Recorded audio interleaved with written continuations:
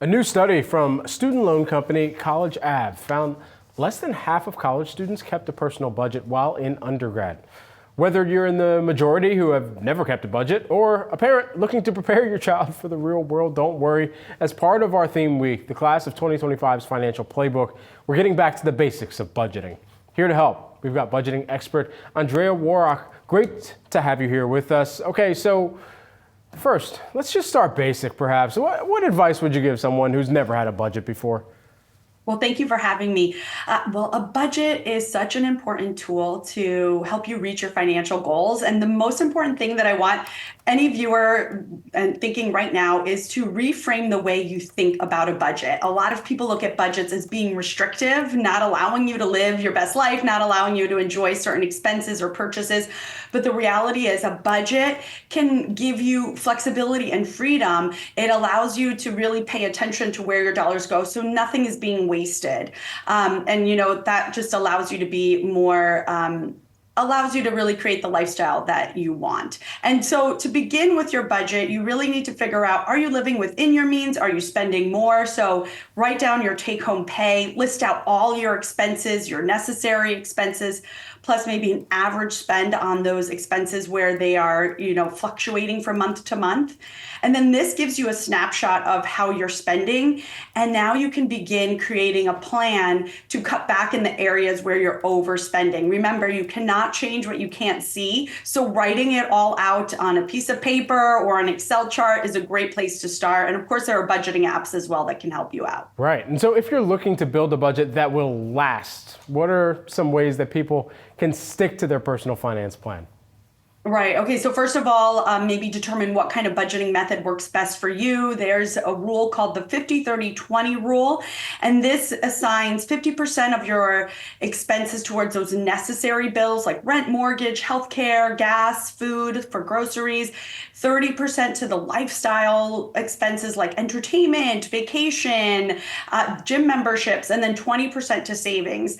I like to save before I pay any of my bills, so I know that I'm reaching that goal. Now, the most important thing to sticking to your budget is making sure that you are actually paying attention to where your money is going. And so I mentioned budgeting apps are a great tool to ensure you're sticking to your plan. I like Rocket Money. There's also You Need a Budget or Pocket Guard.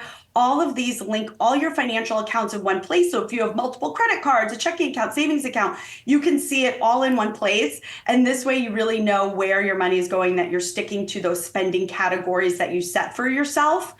And also, this doesn't mean you can't spend on certain expenses, but just be really savvy on how you are spending. Make sure that you're comparing prices, make sure that you're applying coupon codes when possible, and then also shop at stores that offer affordable options. I like stores like Dollar General.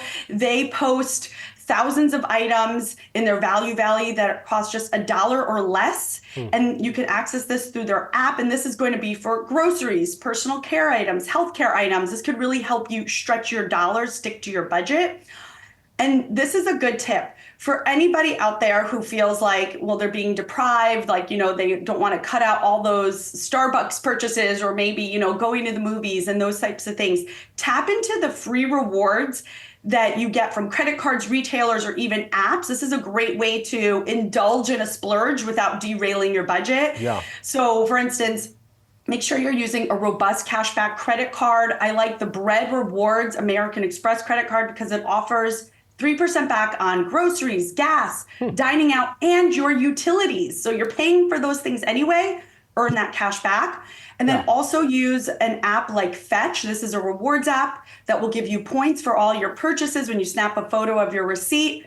Then you could redeem those for gift cards to Starbucks, Sephora, Amazon, and then indulge in a splurge, again, without derailing your financial goals. Just briefly, I got about 40 seconds here. What advice do you have for parents of soon-to-be college graduates who want to talk to their kids about setting up a budget? Yes. So I think it's really important to talk with your soon-to-be graduate about what their goals are. Are they planning to try to find an apartment to live on their own? Are you going to help them out by allowing them to live at your own home?